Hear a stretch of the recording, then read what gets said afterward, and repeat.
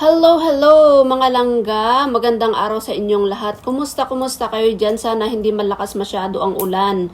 Ayan, dito po kasi sa Hong Kong, may balitang may paparating daw na malakas na bagyong nitong darating na linggo. Pero sana naman hindi na matuloy. Anyway guys, ayan, kumusta kayo dyan? Sana kumain na kayo ng pananghalian kasi ayan, tanghali na naman. So ngayon guys, hindi naman tayo makapunta sa maglakad-lakad sa labas kasi nga ang lakas ng ulan, kaya naisipan ko na lang gumawa ng video dito sa loob ng bahay guys. Magyaw-yawan lang tayo ba? Okay, so ang ano natin ngayon guys, ang topic natin ngayon is may sahod ba o may peras dito sa YouTube? Ayan, yun po yung katanungan natin at yun po yung sasagutin natin at yun ang topic natin sa videong ito. Alright, sinong excited kasi katapusan ngayon? So, sino na ang nakasahod dyan? Pero alam ko naman sa inyo may sahod kayo kasi every month kayong tumatanggap. Mga OFW, every month na tumatanggap na sahod, di ba? Pero kami, wala. Nag-aantay lang ng sahod sana dito sa YouTube pero wala pa. Ayun guys, ayan, mag-start na tayo at sagutin natin kung paano tayo may pera or may sahod ba dito sa YouTube. Yun pala yung katanungan natin. Alright guys, alam nyo, so ito, i-share ko lang yung experience ko dito sa YouTube.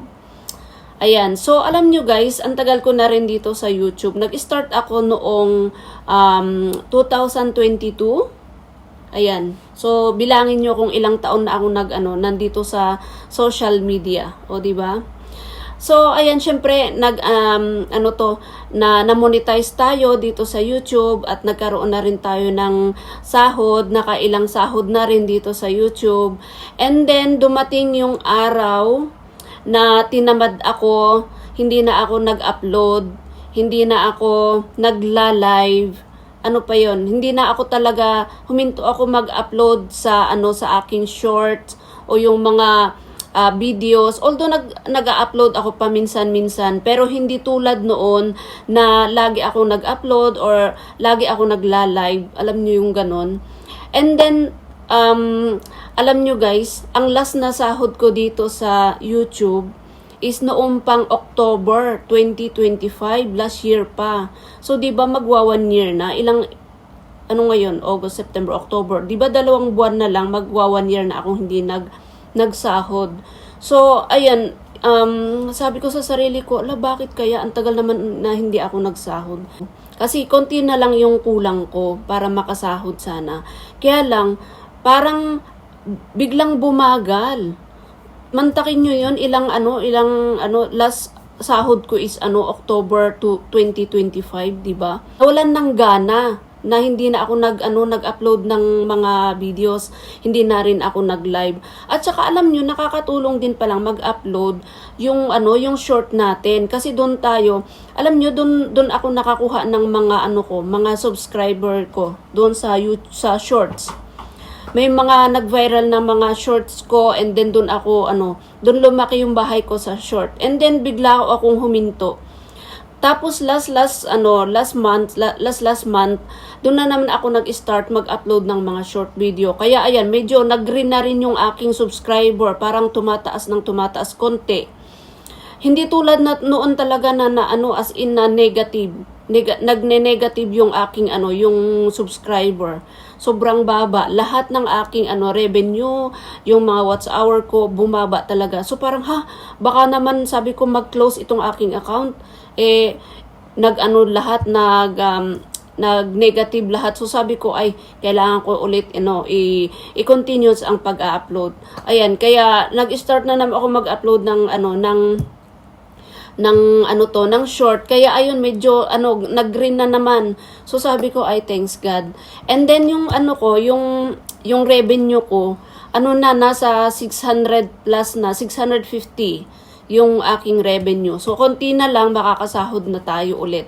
Kasi ang natin dito sa Hong Kong, ang limit anong tawag doon? Yung parang sharehold, minimum na sahod is nasa 800 to 1,000 ganon. Kasi last sahod ko, hindi ko alam kung ano yung nabawas dito. Kasi ang natanggap ko lang is 790.96. Yung last na sahod ko nung last October 22. So, yun yung last sahod ko na natanggap ko. And then sana makasahod ako next month, hopefully. Kasi nasa nasa 650 na.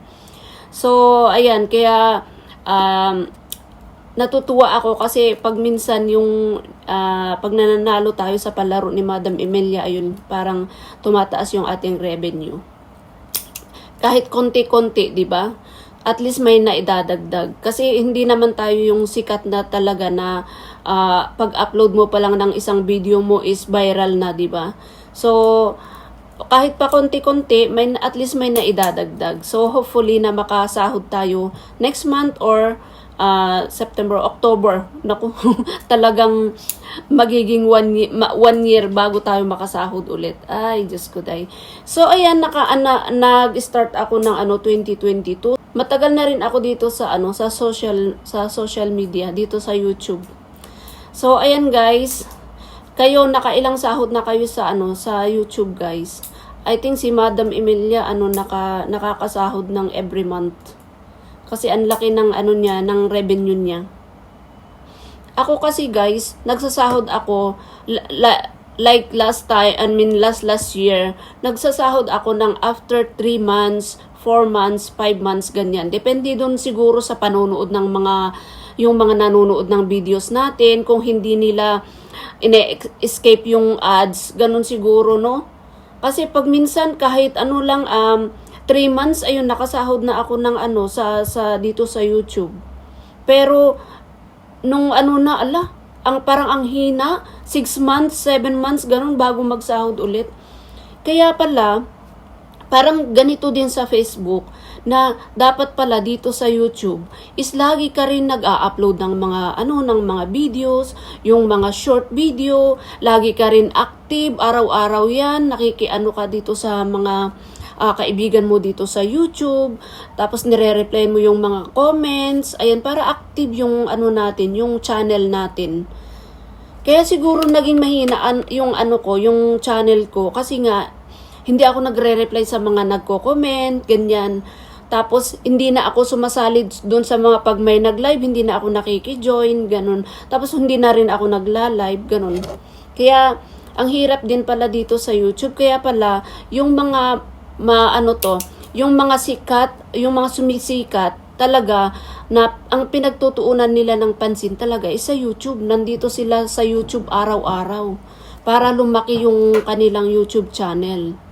Kasi naman tayo, pag minsan lang naman may time, doon lang natin bubuksan yung ating YouTube. Tapos kung busy ka pa sa may trabaho ka pa, ay naku, di wala ka na talagang oras.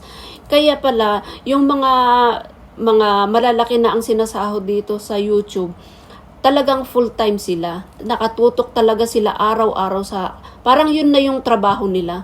Parang yun na yung full-time job nila. Kaya ang lalaki ng sahod nila dito sa YouTube. Ayan. Kaya, guys, maging masipag na lang tayong mag-upload or kahit na short video, yung mga niluluto natin, ayan, i-upload natin sa short video para hindi huminto yung subscriber natin. Para hindi ba siya mag-negative ba? Kasi talagang ilang bagsak yung aking subscriber. Nakikita nyo ba? 26K na lang. Dati is 29. Diba? O ilang thousand ang nawala na subscriber. Ngayon medyo tumataas-taas konti na naman kasi nga ayun, nag-upload na naman ako ng short video ko. At least 5 short video ina-upload ko araw-araw. Pag nakalimutan na naman at may trabaho, ayun, walang upload. Pero dapat talaga ina-active natin araw-araw itong ating YouTube channel ba. Lagi-lagi nating i-check kung merong notification, ayan, mag-reply tayo. Kaya lang nga, pagka busy ka, siyempre, lalo na mga OFW, pag meron kang trabaho, may alaga ka, paano ka pa makaka-reply sa mga sa mga comment, 'di ba? Yung pahinga mo lang sa gabi, yun doon ka lang mag-o-open ng YouTube mo. Kaya mahirap din pag yung parang pampalipas lang ng oras natin yung ating YouTube. Pero pag pag tumutok tayo at araw-araw tayo sa YouTube, dito sa channel natin, sigurado malaki ang sahod. Binabasa ko nga itong 'di ba? Itong may sahod ba sa YouTube? Siyempre, yun pala yung topic natin. Sorry pala, nawala na tayo sa topic natin. May sahod talaga dito sa YouTube, guys. Alam nyo, may sahod. Kung monetize ka na at na-fill upan mo na yung requirements, mga requirements ni Lolo, syempre may sahod. Kaya nga itong sinasabi ko na matagal akong hindi nagsahod kasi nga parang pinabayaan ko itong aking YouTube channel. Ayan. Pero kung may YouTube channel kayo, itrabaho nyo araw-araw yan para hindi bumaba yung ating mga revenue, subscriber, watch hour, kung pa man. Ayan. So, maging masipag tayong mag-active sana tayo dito sa ating YouTube channel. Ayan. Parang lumihis tayo sa topic, guys. Pasensya na. Basta yun, guys. May sahod talaga, may pera talaga dito sa YouTube. Basta masipag ka lang at magaling kang maki-engage sa mga kapwa nating YouTuber. Ayan. Kasi sinasabi ko nga sa inyo na hindi naman tayo artista na isang upload lang natin viral agad. Diba? Ganun sana, no? Sana all talaga yung mga artista. Kasi kahit short video lang, talagang pumapaldo sila. Ayan, pero pagtiyagaan na lang natin kasi andito na tayo di ba? At least nakasahod na rin tayo. Nakaranas na rin tayo ng dollar dito sa YouTube. Kaya i-continue na lang natin. Ayan, maging masipag na lang din tayo mag-upload ng mga videos at mag-live. Ayan. Kaya ang laki ng revenue ni Madam Emilia kasi lagi siyang nagla-live and non-stop din siyang nag-upload ng mga video. Ayan. Kaya tularan natin siya. Sana makasahod na ako. Si Sir Eduardo, ayan, malaki na rin yung sahod niya diyan sa dito sa YouTube, no? Sino pa yung nagsasahod ng every month? Maganda sana pag ang sahod natin every month, no?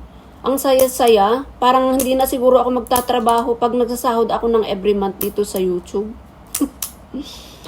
Alright guys, ayan, time's up na naman tayo at salamat sa pakikinig nyo at sana kung may maidagdag kayo na kaalaman para ma-viral ang ating mga video, ayan, i-share naman natin dito sa group natin para alam natin at matuto din tayo para lumaki yung mag-wide yung ating mga viewers ba. Kung paano humakot ng viewers, ayan, i-share nyo naman para alam natin lahat. Alright, salamat sa inyong pakikinig. Ayan, sana magsahod-sahod na ang lahat. Bye-bye. Have a good day. God bless everyone. Bye.